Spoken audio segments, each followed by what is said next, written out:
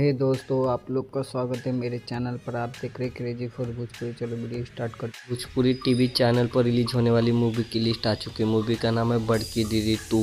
हाँ, जो काजल राघवानी की मूवी है, इसका ट्रेलर कुछ दिन पहले ही आया था और ये मूवी रिलीज होने के लिए भी तैयार हो गया। क्या बात है। जैसे कि पहला पार्ट अंजला सिंह की थी, जो बहुत बेहतरीन मूवी थी, और नहीं देखे तो आप जाके यूट्यूब चैनल पर देख सकते हो बड़की दीदी। और काजल राघवानी की अब बात करते हैं ये मूवी कब रिलीज होने वाला। ऐसा ही अपडेट पाने के लिए मेरे चैनल को सब्सक्राइब करके रखो। भोजपुरी का हर खबर सबसे पहले मेरे चैनल पाता।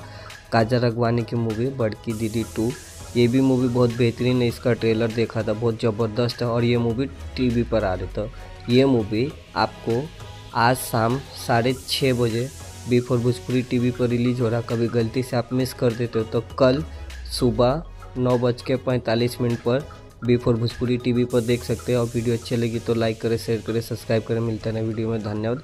और कमेंट करके बोलेगा पहला पार्ट ज़्यादा अच्छा लगा अंजला सिंह का या काजल राघवानी का सेकंड वाला पार्ट ज़्यादा अच्छा लगा। कमेंट में ज़रूर बताएं। मिलता है नए वीडियो में। धन्यवाद।